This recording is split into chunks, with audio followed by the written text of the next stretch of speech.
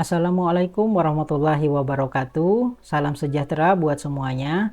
Perkenalkan, nama saya Rahmadi, dosen program studi D3 Sistem Informasi Akuntansi Fakultas Ilmu Terapan Universitas Telkom. Pada kesempatan kali ini, saya ingin memaparkan salah satu mata kuliah yang saya ampu, yaitu Akuntansi Keuangan Menengah. Pemaparan ini dalam rangka kerja bukti Tridharma Perguruan Tinggi, khususnya bidang pengajaran. Saya akan mendeskripsikan mata kuliah ini dengan metode DIA atau Delivery, Interaction, dan Assessment. Yang pertama, Delivery akan menjelaskan apa yang akan dipelajari dalam mata kuliah yang saya ampu. Interaction adalah menjelaskan bagaimana saya berinteraksi dengan mahasiswa di dalam kelas. Sedangkan Assessment adalah menjelaskan bagaimana saya mengukur kinerja mahasiswa dalam pembelajaran. Sebelum saya menjelaskan terkait dengan DIA, saya akan menjelaskan mata kuliah yang saya ampu, yaitu Akuntansi Keuangan Menengah. Adapun deskripsi daripada mata kuliah ini adalah sebagai berikut.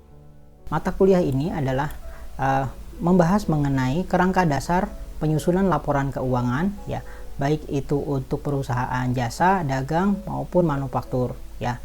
Nah, di dalamnya juga ada untuk membuat laporan laba rugi, ya, laporan pendapatan yang komprehensif serta laporan perubahan ekuitas, ya. Selain itu juga ada laporan posisi keuangan, ya, laporan arus kas dan perhitungan perolehan aset yang tidak berwujud, aset yang berwujud juga terkait dengan aktiva, ya.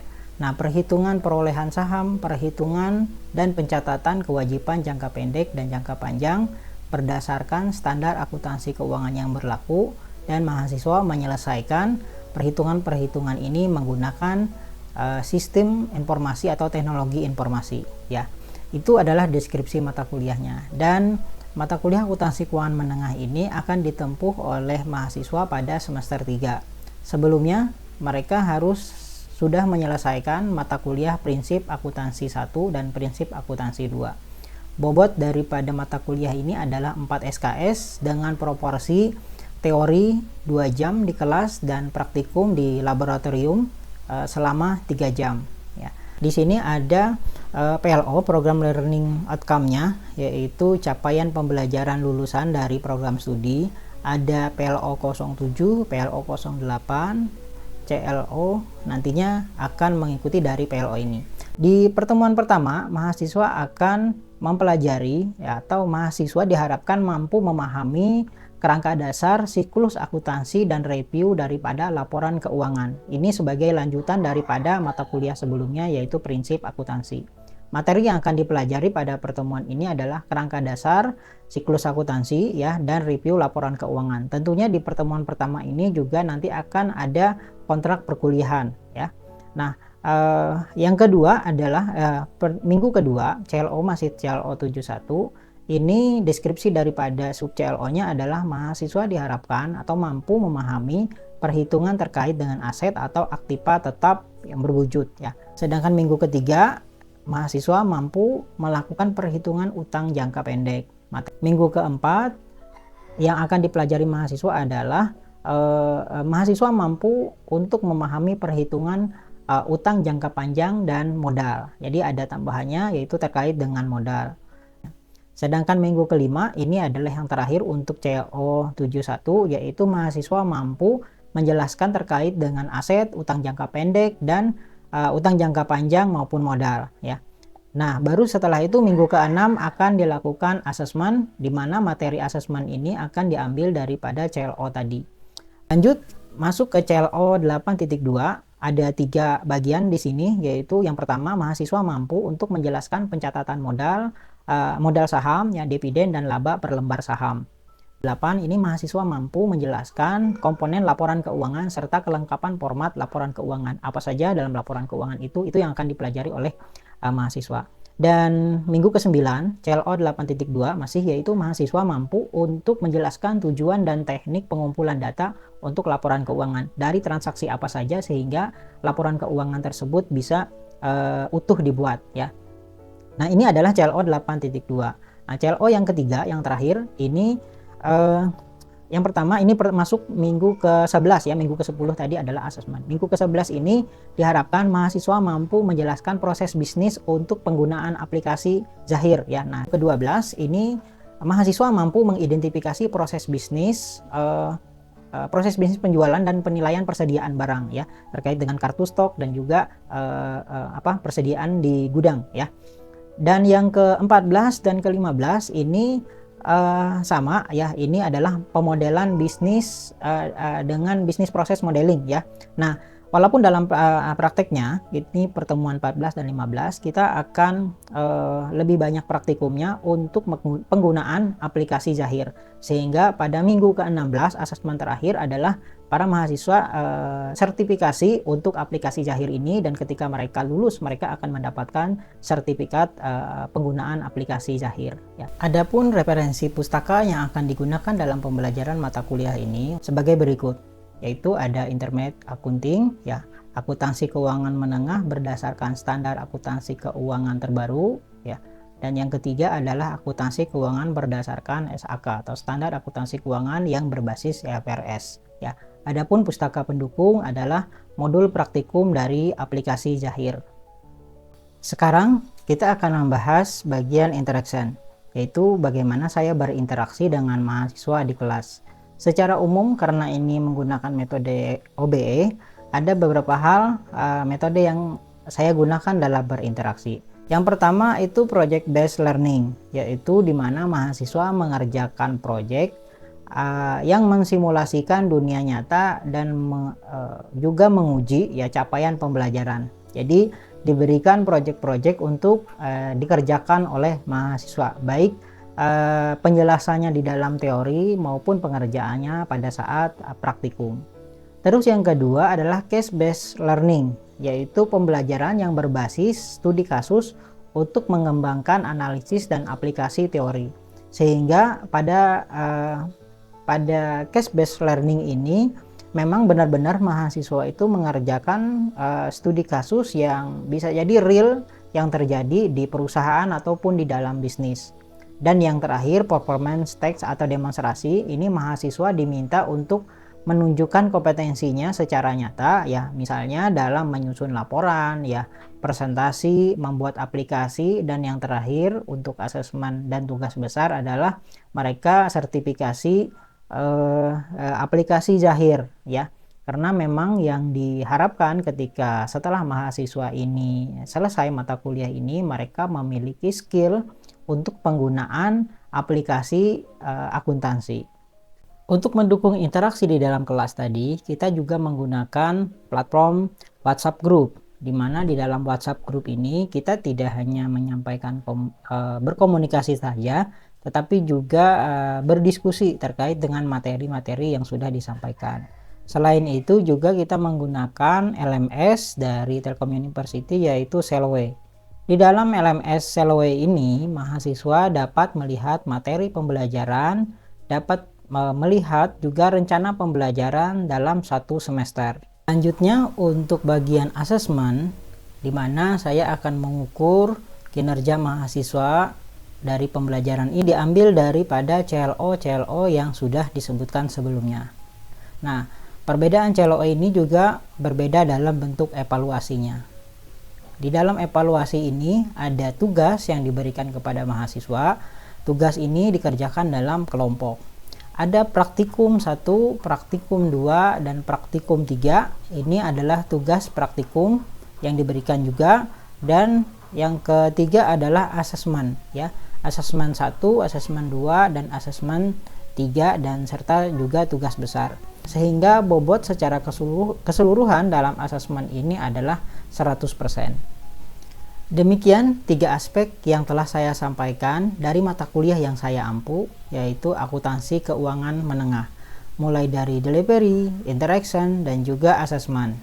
Setelah ini saya juga akan menampilkan suatu proses pembelajaran secara real yang telah saya lakukan dalam kelas dengan menggunakan platform Zoom Cloud ya. Kelas tersebut merupakan kelas pertemuan kedua, di mana pada pertemuan kedua ini CLO yang akan dicapai itu adalah CLO 7.1 Yang diharapkan yaitu mahasiswa mampu memahami perhitungan aset atau aktiva tetap ya. Berikut adalah rekaman dari penjelasan teori untuk pertemuan kedua ini. Selamat menyaksikan. Assalamualaikum warahmatullahi wabarakatuh. Selamat sore rekan-rekan mahasiswa semuanya. Oke, baik, pada hari ini kita akan melanjutkan perkuliahan kita untuk mata kuliah akuntansi keuangan menengah ya, ini ada tipe. Kita masuk ke pertemuan kedua ya. Pertemuan kedua ini kita membahas aktiva tetap ya, sesuai dengan tujuan mata kuliah kita. Kalau teman-teman bisa akses di LMS ya, di LMS mata kuliah akuntansi keuangan menengah Selwe kita di Universitas Telkom, teman-teman bisa lihat silabus dan juga rencana pembelajaran selama 1 semester.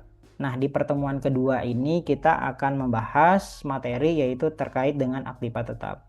Tujuannya mahasiswa memahami dan mampu untuk menghitung terkait dengan aktiva tetap berwujud ya. Baik, sebelum kita mulai perkuliahan ya pada sore hari ini, kita awali dulu dengan berdoa menurut agama dan kepercayaan masing-masing. Berdoa dipersilahkan. Gimana semuanya, teman-teman, sehat?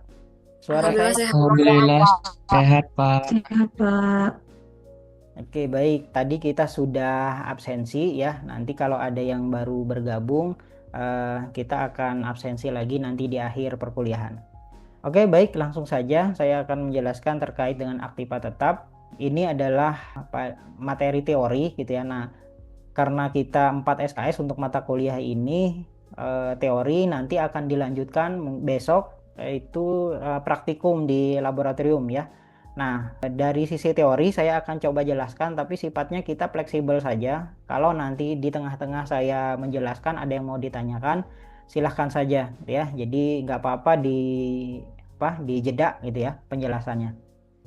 Baik, aktiva tetap, ada yang sudah tahu apa itu aktiva tetap? Ini sudah kita pelajari di semester sebelumnya di mata kuliah prinsip akuntansi ya. Nah, apa itu aktiva tetap? Ada yang bisa jelasin? Cindy izin menjawab, Pak. Ya, silahkan. Aktiva tetap itu harta yang berwujud yang masa manfaatnya itu lebih dari 1 tahun. Oke, ya, benar ya. Jadi aktiva tetap atau bahasa lainnya adalah aset atau harta. Nah, di sini ya. Jadi aktiva tetap itu adalah aset atau harta. Nah, kalau kita punya uang gitu ya, ya kita kan bilangnya punya uang atau punya harta. Tapi kalau dalam bahasa bisnis atau perusahaan ya, maka dia bilang itu adalah aktiva gitu ya.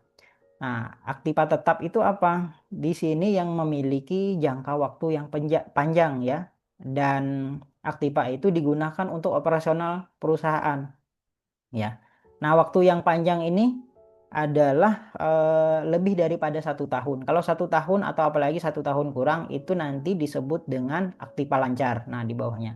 Contohnya apa? Aktiva tetap ini ya, kita punya harta atau punya aset tanah, gedung, mesin, peralatan. Ini kan semuanya lebih daripada 1 tahun gitu ya. Masa manfaatnya.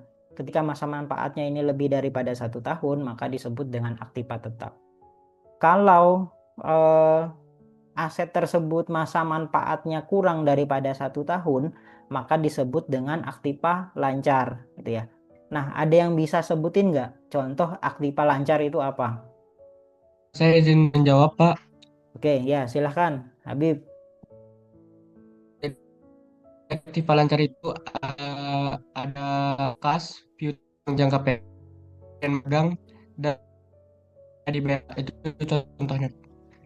Oke, agak putus-putus ya, tapi bisa nangkap bahwa tadi ya kas gitu ya, atau piutang jangka pendek. Nah, benar ya, itu contoh aktiva lancar. Ya, kalau kas kan bisa dicairin kapan saja. Utang jangka pendek ya di bawah 1 tahun. Nah, itu contoh aktiva lancar. Oke, nah kita lebih dalam lagi, apa sih sifat dasar daripada aset tetap itu gitu ya. Nah, saya fullkan saja dulu di sini. Jadi kita bisa klasifikasikan kita beli aset gitu ya. Apakah dia umurnya panjang atau tidak? Kalau dia itu tidak berumur panjang, maka dia itu menjadi beban. Nah, printer mungkin lebih dari 1 tahun ya. Aset yang masa manfaatnya itu cuma nggak sampai 1 tahun gitu ya. Atau misalnya, oh ya pengharum ruangan gitu ya. Nah, pengharum ruangan kan cuma sebentar, tidak bisa disebut sebagai aset ya, karena dia tidak berumur panjang, maka dijadikan beban saja. Nah, kalau dia berumur panjang, nah, akan dilihat lagi apakah aset itu digunakan untuk tujuan produktif atau tidak gitu ya. Kalau dia produktif itu untuk operasional ya.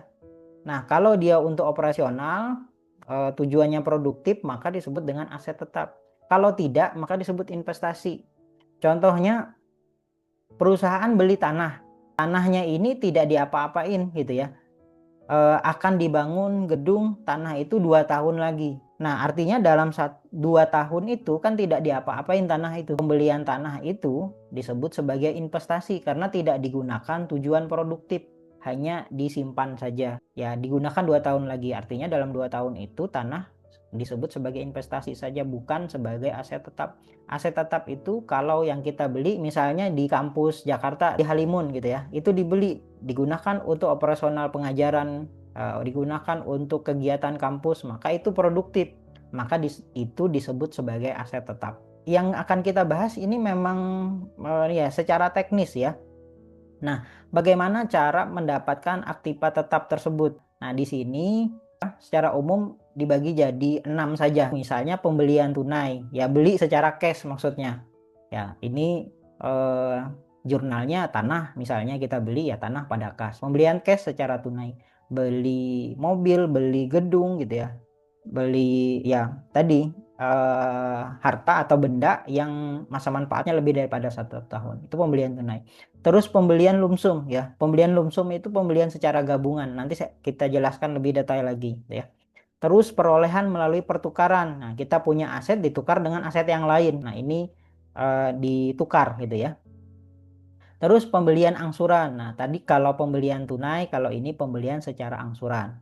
Terus diperoleh dari hadiah, bisa jadi ada yang memberi aset tersebut gitu ya kepada kita, maka itu disebut ya pemberian secara hadiah ya.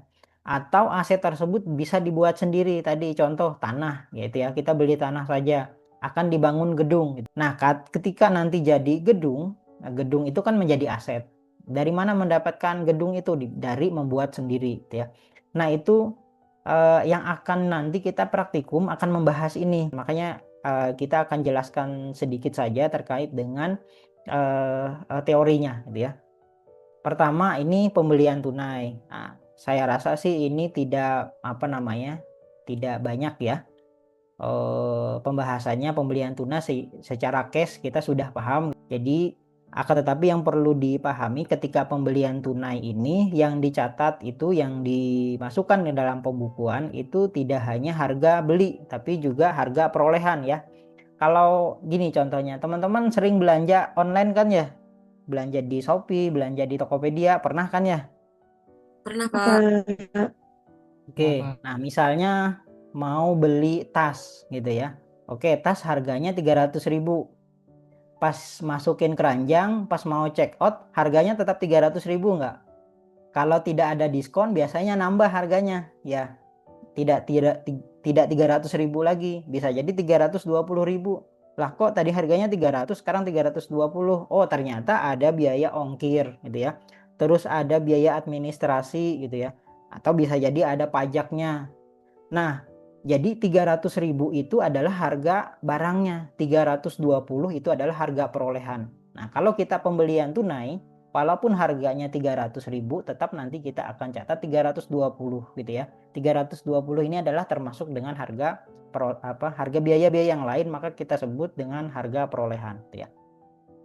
Oke, yang kedua ini pembelian secara gabungan. Nah, ini mungkin sudah pernah dibahas juga di kelas pembelian gabungan. Kalau kita beli sebuah aset, bukan sebuah ya, beli aset gitu ya. Misal tadi saya contohkan di kampus Jakarta, beli kampus yang di Halimun ya.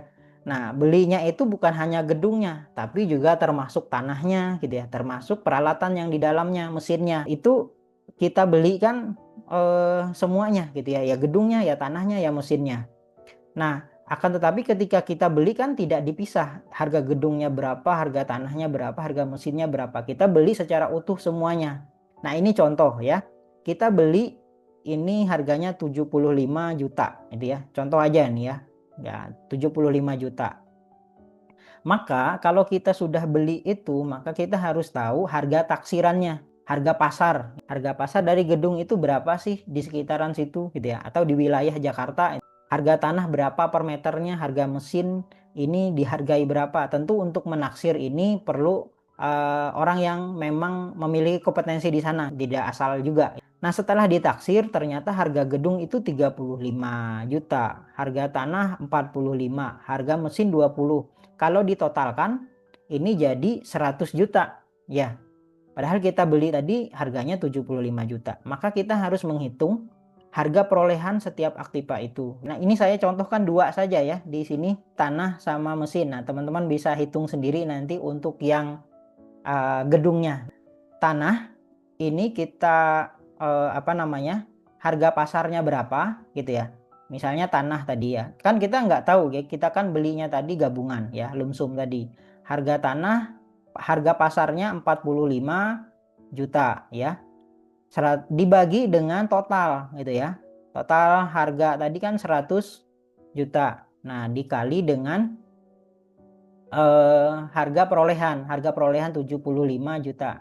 Sehingga nominal harga tanah itu adalah 33.750. Begitu juga dengan mesin ya. Akan kita hitung seperti ini ya. Oke. Nah, sehingga kita akan tahu nih. Nah, ini sudah ada jawabannya gitu ya untuk gedung. Nah, tapi untuk memastikan silahkan nanti setelah pembelajaran bisa dihitung lagi apakah ini salah atau benar gitu ya. Untuk tanah ini 33.750 ya, tadi sudah kita hitung. Terus untuk mesin ini 15 juta, ini sudah kita hitung juga. Sehingga totalnya gedung, tanah, dan mesin sudah kita bagi-bagi ini 75 juta pada kas ya. Kasnya keluar di sebelah kredit karena kita untuk membeli aset ini gitu ya. Asetnya tadi ya berupa gedung, ada tanahnya, dan termasuk mesinnya. Nah, ini pembelian lumsum ya. Nah, kalau yang pertukaran seperti apa? Nah, pertukaran ini ada dua macam ya. Apakah ditukar dengan surat berharga atau dengan aset yang lainnya? Kalau yang surat berharga, saya snapshot saja karena ini akan kita bahas di materi berikutnya nanti gitu ya. Tapi paling tidak sebagai pengetahuan kita bahwa aset itu bisa ditukar dengan surat berharga gitu ya. Misalnya mesin ditukar dengan saham gitu ya. Nah, paling di sini nanti ada agio atau disagio gitu ya. Kalau agio ini artinya pembelian harga lembar saham itu dengan harga pasarnya kita membelinya lebih murah, jadi harga pasar lebih tinggi. Tapi kalau harga pasarnya lebih rendah gitu ya, misal ini kan kita nominal 10.000, harga pasar 11, maka kita akan mendapatkan agio. Tapi kalau misalnya kita beli 10.000, harga pasarnya 9.000, maka kita disebutnya disagio gitu ya. Nah, tapi itu saja dulu karena materi berikutnya kita akan membahas terkait dengan saham juga ya. Nah, nanti di praktikum kita akan melihat ini. Misalnya teman-teman punya handphone, ini contohnya, ditukar dengan handphone yang lain gitu ya. Misalnya via handphonenya iPhone berapa gitu ya. Nah, ditukar dengan punya Zalpa iPhone-nya iPhone yang terbaru nih gitu ya. Mau nggak tukeran? Nah, kata Zalpa, kalau mau tukar sama handphone ini kamu nambah gitu ya, karena punya saya yang terbaru. Nah, dalam pertukaran ini nanti akan dinilai harga aset yang lama gitu. Nah, tentunya aset yang lama akan dikurangi dengan depresiasi gitu ya, karena sudah dipakai gitu ya. Belinya 10 juta tapi sudah dipakai misalnya 1 bulan, ya tentu harga jualnya tidak lagi 10 juta. Misalnya sudah depresiasi 1 juta gitu ya, sehingga harganya 9 juta seharusnya ya. Harga handphonenya Pia tadi sudah dipakai 1 bulan, harga beli 10, sekarang harganya 9. Tapi Zalpa itu ya menghargai handphonenya Pia tadi 8 juta saja gitu ya, bukan 9 juta, 8 juta aja. Oke, kata Pia, sepakat misalnya. Nah, maka artinya Pia mengalami kerugian 1 juta gitu ya, karena dihargai 8 juta gitu ya. Oke, singkatnya seperti itu. Akan kita bahas banyak nanti di dalam praktikum gitu ya. Nah, ini contoh saya lewatkan saja. Teman-teman bisa lihat snapshot ya. Contohnya terkait dengan barang gitu ya. Nah, ini yang akan kita bahas pada praktikum nanti, ada contoh soal. Aktiva yang dibuat sendiri. Nah, ini juga dalam praktikum nanti kita tidak akan bahas ya. Untuk aktiva yang dibuat sendiri. Baik, seperti itu sedikit teori. Ada yang mau ditanyakan? Saya coba share sedikit terkait dengan apa yang akan kita pelajari pada praktikum besok ya. Bahas sedikit karena kita akan bahas pada praktikum gitu ya. Oke, nah nanti soal saat kita praktikum seperti ini ya. Kita studi kasus, ada kasus pembelian gitu ya, pembelian aset. Nah, sesuai dengan materi yang kita bahas tadi. Ada tanggal pembelian, terus harga perolehannya, terus masa manfaatnya gitu ya. Ini contoh mesin gitu ya, pembelian mesin dari PTA gitu ya.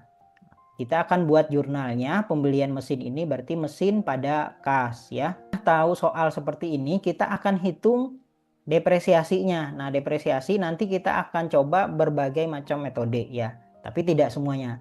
Pertama, kita akan coba metode garis lurus ya. Terus yang kedua, kita akan coba dengan metode saldo menurun ganda. Dan yang ketiga adalah kita hitung dengan metode jumlah angka tahun. Nah, ada 3 ini. Nah, yang perlu kita pahami adalah rumusnya gitu ya. Kalau metode garis lurus sebenarnya sudah kita bahas juga ya. Apa itu garis lurus, tapi nanti di praktikum kita akan detailkan lagi. Metode garis lurus itu setiap tahun penyusutannya itu flat ya. Jadi ini perhitung per tahun. Jadi kita lihat ini 2011, 2012, 2013 ini sama gitu ya. Itu garis lurus. Sedangkan saldo menurun ganda untuk penyusutannya itu dia besar di awal, semakin lama semakin kecil gitu ya. Karena namanya juga saldo menurun ganda. Jadi di atas ini dikali 2 gitu ya. Nah, semakin kecil, semakin lama semakin kecil. Sedangkan jumlah angka tahun, nah di sini ada variatifnya karena dilihat berapa lama masa manfaatnya. Berapa masa manfaatnya itu akan dijumlahkan gitu ya. Makanya jumlah angka tahun. Misalnya tadi 4 ditambah 3 ditambah 2 ditambah 1 sama dengan 10 gitu ya. Ini dasar perhitungan daripada penyusutannya. Baik, seperti itu untuk penyusutan. Kalau sudah kita hitung penyusutan, nah nanti kita akan coba skenariokan bagaimana kalau aktiva tetap itu kita tukar ya. Tadi seperti yang saya sebutkan di penjelasan tadi, penukaran gitu ya. Karena bisa jadi ada untung atau ada rugi terkait dengan aset yang sudah kita pakai.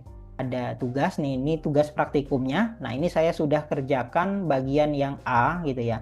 Nah, nanti teman-teman yang akan mengerjakan mesin B, mesin C dengan soal seperti ini. Untuk tugas praktikum besok, ada yang mau ditanyakan sampai sini? Tidak, Pak. Baik, kalau Pak. tidak ada, cukup sekian ya perkuliahan kita pada sore hari ini. Terima kasih semua atas kehadirannya. Dan saya harap teman-teman sudah membaca lebih dahulu modul yang akan kita pelajari pada praktikum besok terkait dengan aktiva tetap, khususnya perhitungan depresiasi. Seperti itu, saya mohon maaf jika ada kesalahan maupun kekurangan dalam pembelajaran ini. Kita tetap bisa diskusi dalam WhatsApp group di kelas ya. Kalaupun ada yang ditanyakan terkait dengan materi ataupun hal lain dalam pembelajaran ini, silahkan ditanyakan di WhatsApp group ya. Baik, demikian dari saya akhiri. Assalamualaikum warahmatullahi wabarakatuh. Demikian video pemaparan terkait dengan pernyataan diri dosen dalam unjuk kerja Tridharma Perguruan Tinggi atau PDD UKTPT, khususnya dalam bidang pengajaran. Saya mengucapkan terima kasih banyak kepada seluruh tim penilai dan panitia sertifikasi dosen. Mohon maaf jika terdapat banyak kesalahan dan kekurangan. Akhir kata, Assalamualaikum warahmatullahi wabarakatuh.